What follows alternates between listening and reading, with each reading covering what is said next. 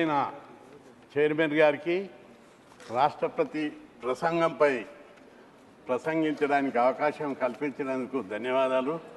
అయితే రాష్ట్రపతి ప్రసంగం లోపల అన్ని విషయాలు అన్ని కోణాలలో ఉన్నప్పటికీ ఈ దేశంలో మెజార్టీ ప్రజలైనటువంటి ఓబీసీలకు 56% జనాభా కలిగినటువంటి ఓబీసీలకు 76 సంవత్సరాల స్వతంత్రం తర్వాత కూడా వాళ్లకు సరి అయిన న్యాయం జరగడం లేదు.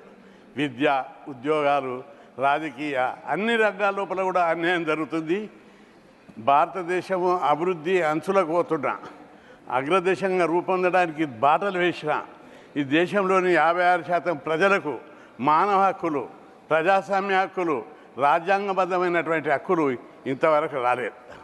ప్రధానంగా బీసీ జాబితాలో అనేక కులాలు ఉన్నాయి. 2600కు పైగా కులాలు ఉన్నాయి. ఈ కులాల్లో denotified tribes, semi denotified tribes, nomadic tribes, సంచార జాతులు, అత్యంత వెనుకబడిన కులాలు, దోబీసు, హెయిర్ కట్టర్సు, స్టోన్ కట్టర్సు, ఫిషర్మెన్సు, షెఫర్డ్సు, ఇట్లాంటి అత్యంత వెనుకబడిన కులాలు ఉన్నాయి. ఈ కులాలకు 76 సంవత్సరాల స్వతంత్రం తర్వాత కూడా వారికి సమాన హక్కులు రాలేదు. వారికి ఏ రంగంలో కూడా అభివృద్ధి రాలేదు. భారతదేశము అగ్రదేశంగా చెప్పుకుంటున్న ఈ తరుణం లోపల కూడా బీసీలకు విద్యారంగం లోపల, ఉద్యోగ రంగం లోపల, అదేవిధంగా రాజకీయ రంగం లోపల చాలా వెనుకబడి ఉన్నారు. ఉదాహరణకు తీసుకున్నట్లయితే దేశం లోపల మనం చాలా పెద్దగా చెప్పుకుంటున్నప్పటికీ ఇంకా 32% ప్రజలు నిరక్షరాస్యత కింద ఉన్నారు. వీరికి విద్య ఇవ్వవలసినటువంటి బాధ్యత రాజ్యాంగమైనటువంటి బాధ్యత. ఎస్సీ, ఎస్టీ, బీసీ ఈ కులాలకు విద్య అందివ్వడం లోపల ఈ 76 సంవత్సరాల స్వతంత్రం లోపల అన్ని ప్రభుత్వాలు, గత ప్రభుత్వాలు, ప్రస్తుత ప్రభుత్వాలు వెనుకబడి ఉన్నాయి. పూర్తి శ్రద్ధ తీసుకోవడం లేదు. ఓబీసీలకు ఇచ్చేది చారిటీ కాదు, it is a constitutional right, it is a democratic right. కాబట్టి కానీ ఈ ప్రభుత్వాలు ఆ విషయాన్ని ఆలోచించడం లేదు. ఒకవైపు భారతీయ జనతా పార్టీ ప్రధానమంత్రిని ఓబీసీ వర్గానికి చెందిన వాళ్ళని ఇచ్చారు, అందుకు మేము థ్యాంక్స్ చెప్తున్నాం.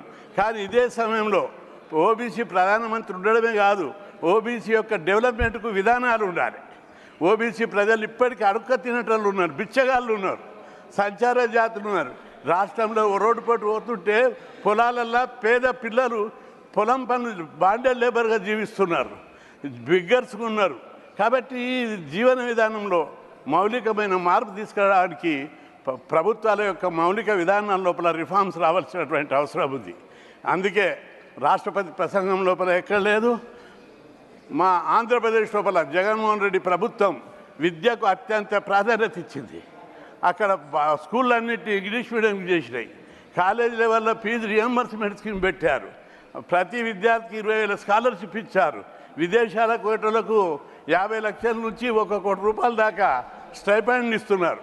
ఈ విధంగా విద్యకు అత్యంత ప్రాధాన్యత ఇచ్చి విద్య మీద పెట్టే ఖర్చును పెట్టుబడిగా భావిస్తున్నారు వాళ్ళు.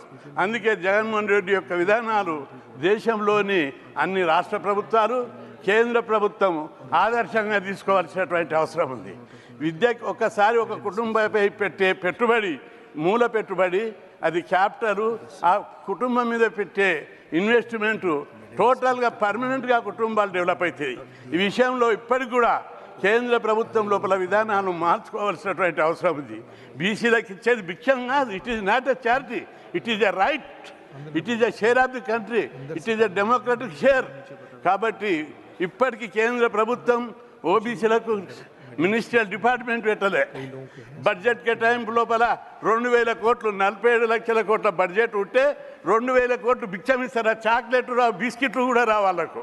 76 కోట్ల మంది బీసీలకు 2,000 కోట్ల బడ్జెట్ ఇస్తారా? మండల్ కమిషన్, రాజ్యాంగబద్ధమైన మండల్ కమిషన్ 40 సిఫార్సులు చేస్తే 38 సిఫార్సులు ఇంతవరకు అమలు చేయలేదు. ఓ డిపార్ట్మెంట్ పెట్టలేదు.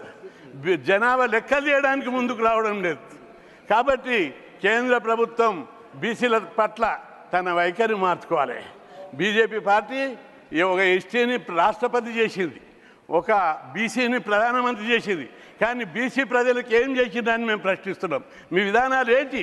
బీసీ ప్రజలు చదువుకోవాలి, బీసీ ప్రజలకు అధికారంలో వాటా కావాలి, బీసీ ప్రజలకు అన్ని రంగాల్లో విద్య ఉద్యోగ ఆర్థిక రంగాల లోపల విధానాల లోపల మార్పు తీసుకురావాల్సిన అవసరం ఉంది. మన దేశం యొక్క సంస్కృతి ఏంటిది? సర్వే జన సుఖినో భవంతు. ఎక్కడుంది అది అని చెప్పి మీకు అందరికి ప్రశ్నిస్తున్నా. కాబట్టి అందరూ కూడా ఆత్మ పరిశీలన చేసుకొని ఈ దేశంలోని 76 కోట్ల మంది బీసీలకు ఓబీసీలకు ప్రజాస్వామ్యబద్ధమైన రాజ్యాంగబద్ధమైన హక్కులు కల్పించడానికి విధానాలు మార్చుకోవాలి. ప్రధానమంత్రిని చేసిర్రు ఓకే, కానీ రాష్ట్రపతిని చేసిర్రు ఓకే, కానీ విధానాలే ఈ ప్రజలందరూ చదువుకున్న విధానం ఏంటిది? అధికారంలో వాటా ఏది? ఉద్యోగాలలో ఇప్పటికీ 16% దాటలేదు. మండల్ కమిషన్ అమలు చేయబట్టి 35 ఏళ్ళు అయింది. బీసీ ఉద్యోగుల శాతం 16% దాటలేదు. అదేవిధంగా కేంద్రంలో ప్రిన్సిపల్ సెక్రటరీలు దాదాపు 100 మంది ఉన్నారు. ప్రిన్సిపల్ సెక్రటరీలు విధాన నిర్ణయాలు చేసేటోళ్ళు వాళ్ళు, కానీ అందులో ఓబీసీల సంఖ్య ఎంత? 3 మాత్రమే. ఇదే ఈ దేశంలో ఉన్నటువంటి విధానం అని నేను ప్రశ్నిస్తున్నా. కాబట్టి పార్టీ ప్రభుత్వం తన విధానాలు ఓబీసీల పట్ల మార్చుకోవాలి. ప్రపంచంలో అనేక దేశాల లోపల దోపిడీ, పీడన, వివక్ష, డిస్క్రిమినేషన్ ఎక్కడుంటే అక్కడ తిరుగుబాటు వచ్చింది. ప్రజలు తమ హక్కుల కోసం తెగించి పోరాడుతున్నారు.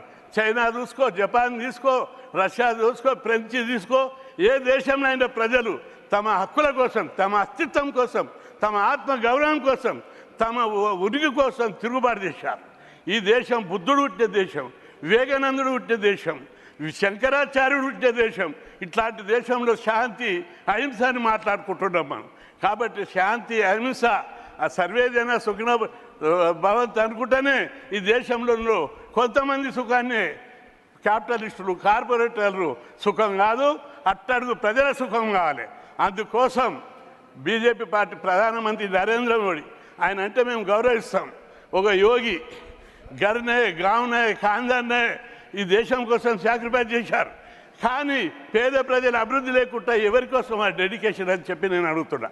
కాబట్టి వివేకానందుడు పుట్టిన దేశం, బుద్ధుడు పుట్టిన దేశం, అనేక మంది మహానుభావులు పుట్టినటువంటి దేశం. ఈ దేశం కోసం, సర్వ మానవాళి కోసం పరితపించిన ధర్మభూమి లోపల పేద ప్రజలు ఇప్పటికీ నికృష్టమైన పేదరికమైన జీవితం, అర్ధాకలతో ఉండే జీవితం గడుపుతున్నారు. అందులో మెజారిటీ ప్రజలు ఎస్సీ, ఎస్టీ, బీసీలు. వాళ్ళ మౌలికమైన జీవన విధానం లోపల మార్పు రాకపోతే ప్రజల్లో తప్పనిసరి రివోల్ట్ అయ్యేటటువంటి అవకాశాలు ఉంటాయి. ఆ విషయాన్ని ప్రపంచ చరిత్ర మనకు చెప్తున్నది. ఈ విషయాన్ని కేంద్ర ప్రభుత్వం గుర్తించి బీసీలకు రావాల్సిన, ఓబీసీలకు రావాల్సిన హక్కులన్నింటినీ చట్టసభల్లో రిజర్వేషన్లు పెట్టాలి. జనాభా ప్రకారం జనాభా లెక్కలు తీయాలి. కేంద్రంలో మంత్రిత్వ శాఖ పెట్టి స్కాలర్షిప్లు, ఫీజులు, హాస్టళ్ళు, రెసిడెన్షియల్ పాఠశాలలు పెట్టి ఎడ్యుకేషన్ ప్రమోట్ చేయాలి, క్వాలిటీ ఎడ్యుకేషన్. కాబట్టి బేటీ బచావ్ బేటీ పడావ్ కాదు, కైసా పడితే वो लोगों का ఫైనాన్షియల్ అసిస్టెంట్ దియేతో పడితే నైతో కైసా పడితే. కాబట్టి ఈ విధానాల లోపల మార్పు తీసుకురావాలి. ఆలోచన లోపల మార్పు రాకపోతే తప్పనిసరి బీసీలు ఈరోజు దేశవ్యాప్తంగా ఉద్యమం చేస్తున్నారు. మా జనాభా లెక్కలది, మా వాటా మాకు, మా షేర్ మాకు అని అడుగుతున్నారు. కాబట్టి కేంద్ర ప్రభుత్వంలో ఉన్న అనేక మంది మనం వేదభూమి, కర్మభూమి అని మనం చెప్పుకుంటున్నాం. కానీ ఈ వేదభూమిలో, కర్మభూమి లోపల సగం మంది ప్రజలు 30% ప్రజలు ఆ అర్ధాకలతోటి, అజ్ఞానంతో, అమాయకత్వంతో కొట్టిమిట్టాడుతున్నారు. వాళ్ళ హక్కుల గురించి ఓబీసీలో పుట్టిన ప్రతి ఒక్కరు కూడా పార్టీలకు అతీతంగా పోరాడాలని ఇప్పుడు బడ్జెట్ లోపల 2000 కోట్ల 47 లక్షల కోట్లు ఉంటే 2 లక్షల కోట్లు కేటాయిస్తే ఏం పోయింది? ఎవరికి కేటాయిస్తున్నారు? ఈ దేశ ప్రజలకే కేటాయిస్తున్నాం. ఈ దేశ ప్రజలు భారతమాత ముద్దు బిడ్డలు వీళ్ళంతా. Not the enemies, not from China, not from any other countries. వాళ్ళు అక్కడికి వెళ్ళి వలస రాలేదు. వీళ్ళంతా ఇక్కడ పుట్టారు. ఈ దేశ బిడ్డలు, ఈ భూమి పుత్రులు వీళ్ళంతా. వీళ్ళని అభివృద్ధి చేయవలసినటువంటి బాధ్యత భారత ప్రభుత్వం మీద ఉంది. అందుకోసం బీసీల యొక్క, ఓబీసీల యొక్క విద్య, ఉద్యోగ, ఆర్థిక అభివృద్ధికి ఖచ్చితంగా సమూలంగా ఆలోచించి ఒక పెద్ద ఎత్తున మార్పులు తీసుకురావడానికి చర్యలు తీసుకోవాలని చెప్పి మీ ద్వారా ప్రభుత్వానికి సందర్భంగా విజ్ఞప్తి చేస్తున్నా. అదేవిధంగా ఎస్టీ, ఎస్సీ, ఎస్టీ, ఓబీసీలకు ప్రైవేట్ రంగంలో కూడా రిజర్వేషన్లు పెట్టాలి. మొత్తం ప్రైవేటైజేషన్ అవుతుంది ఈ తరుణంలో. No government jobs.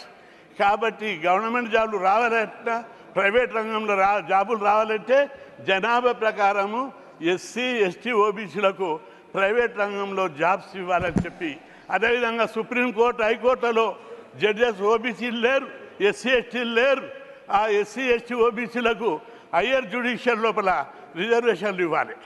ఎందుకంటే సుప్రీంకోర్టులో ఒక్క ఓబీసీ జడ్జి లేడు. ఏ కోర్టు ఆ కేసులు పోయినా మొన్న చూడు అగ్రకులాలోని ఈడబ్ల్యూఎస్కేమో 10% రిజర్వేషన్లు పడితే 50% సీలింగ్ దాటొచ్చని చెప్పారు. పంచాయతీరాజ్ రిజర్వేషన్లు, రాజకీయ రిజర్వేషన్లు, దానికి మెరిట్లు అవసరం లేదు. 10% పెంచొద్దు, తప్పు, ఇది రాజ్యాంగ విరుద్ధం, ఇది కోర్టు తీర్పులకు విరుద్ధం అని తీర్పు చెప్పారు. ఇదేనా ఈ దేశంలో ఓబీసీలకు న్యాయం? ఇంత అన్యాయమా? ప్రపంచంలో ఇంత అంచువేత, ఇంత అన్యాయం ఎక్కడనుందా? ఆఫ్రికాలో ఉండే, అమెరికాలో ఉండే, అక్కడ తిరుగుబడ్డారు ప్రజలందరూ. ఇక్కడ కూడా అది ఈ వేద భూమి లోపల బుద్ధుడు పుట్టిన నేలలో, వివేకానందుడు పుట్టిన నేలలో, శంకరాచార్యుడు పుట్టిన నేలలో ఈ విధంగా ఈ మెజార్టీ కులాలకు, పేద కులాలైనటువంటి ఓబీసీలకు, అత్యంత వెనుకబడిన కులాలకు, భూమిపుత్రులు, ఈ దేశ సంపద సృష్టించినటువంటి వాళ్ళు, వీళ్లకు న్యాయం జరగకపోతే తప్పనిసరి పోరాడతారు. ఈ పోరాటాన్ని గుర్తించాలి. అగ్రకులాలు ఈడబ్ల్యూఎస్కు రిజర్వేషన్లు పెట్టారు 10%. వాళ్ళు ఎప్పుడైనా అడిగినరా? ఏదైనా రిప్రజెంటేషన్ ఇచ్చిర్రా? వాళ్ళు ఏదైనా ధర్నా చేసిరా? అడగకుండా అందులో 3% ఉంటే 10% పెట్టారు. బీసీలు 56% ఉంటే 27% పెట్టారు. ఇది ఎక్కడ న్యాయం? ఇది ఎక్కడ అడవికి న్యాయం అని చెప్పి మేము ప్రశ్నిస్తున్నాం. కాబట్టి ఐఏఎస్లో, ఐపీఎస్లో వల్ల లాస్ట్ కటప్ తీయండి. ఎస్సీ ఎస్టీల కంటే తక్కువ మార్కులు వచ్చిన వాళ్ళకు కూడా ఈడబ్ల్యూఎస్ కింద రిజర్వేషన్లు వచ్చాయి. ఇదే నా న్యాయం, ఈ దేశంలో ఉన్న న్యాయం అని చెప్పి నేను ప్రశ్నిస్తున్నా. కాబట్టి మీ ద్వారా ప్రభుత్వానికి విజ్ఞప్తి చేస్తున్నా, దేశం లోపల, ప్రభుత్వ శాఖల లోపల, ప్రభుత్వ రంగ సంస్థల లోపల 16 లక్షల ఉద్యోగాలు ఉన్నాయి. వాటిని భర్తీ చేస్తలేరు. వాటిని భర్తీ చేస్తే మొత్తం ఓబీసీ ఎస్సీ ఎస్టీలకు వస్తేనే కుట్ర తినేట దాగి ఉన్నది. కాబట్టి ఆ ఉద్యోగాలు భర్తీ చేయాలని, అదేవిధంగా ప్రైవేట్ రంగంలో రిజర్వేషన్లు కల్పించాలని, కేంద్రంలో ఓబీసీలకు ప్రత్యేక మంత్రిత్వ శాఖ పెట్టాలని, ఈ విధమైనటువంటి ఆలోచనలు మౌలికంగా మేమేమడుగుతున్నాం? ఈ దేశంలో పంచాయతీరాజ్ రిజర్వేషన్లు బీసీలు 56% ఉంటే 34 ఉండే, ఈ 73, 74 రాజ్యాంగ సవరణ ప్రకారం దాన్ని కూడా తగ్గించి 34 నుంచి 18, 19, 20కి రెడ్యూస్ చేస్తారా? ప్రతి హైకోర్టు, ప్రతి సుప్రీంకోర్టు, అరే మీ ఈ దేశంలో ఎంపీలు మీరే, ఎమ్మెల్యేలు మీరే, ముఖ్యమంత్రులు మీరే, మా వాళ్ళు సర్పంచులు అయితే కూడా ఓర్వరా? ఇదే ఈ దేశంలో న్యాయం.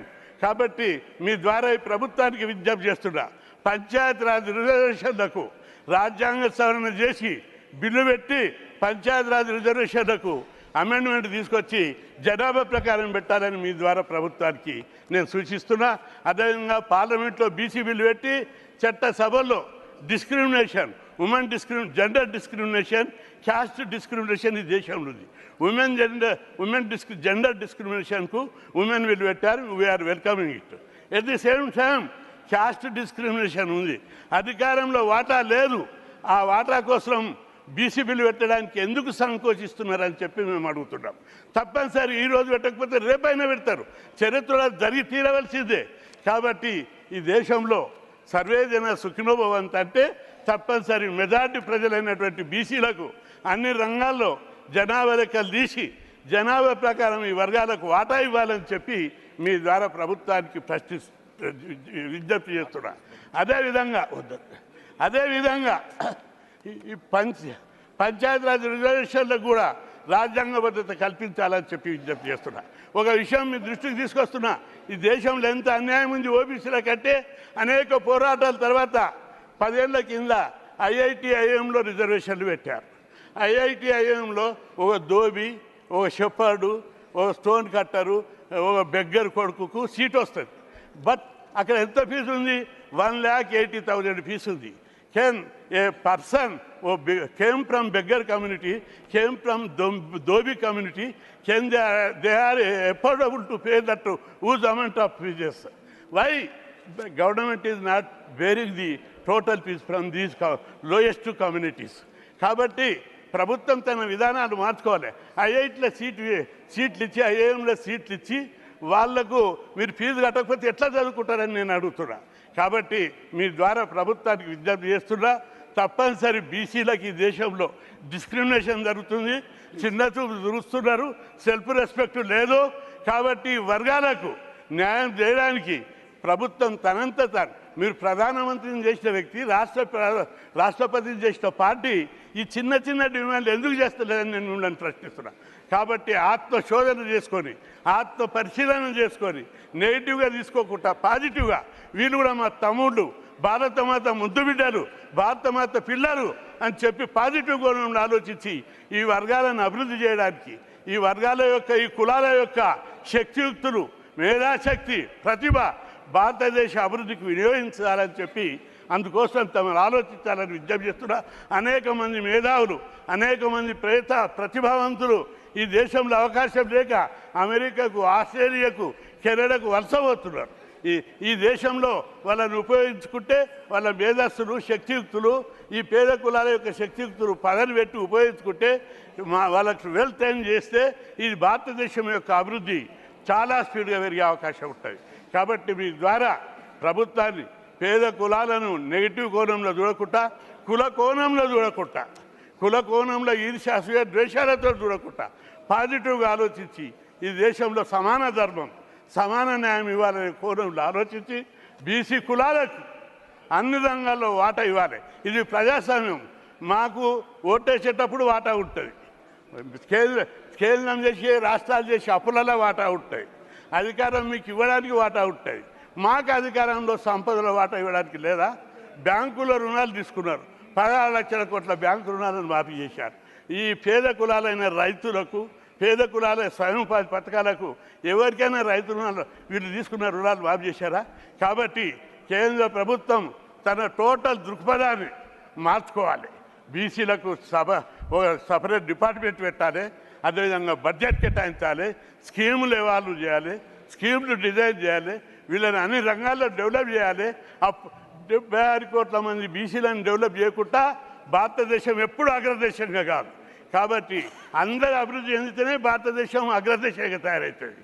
ఆ దిశగా ఆలోచించాలని, అలాంటి ఆలోచనను భగవంతుడు మీ అందరికి కల్పించాలని కోరుకుంటూ సెలవు తీసుకుంటాను. జై హింద్.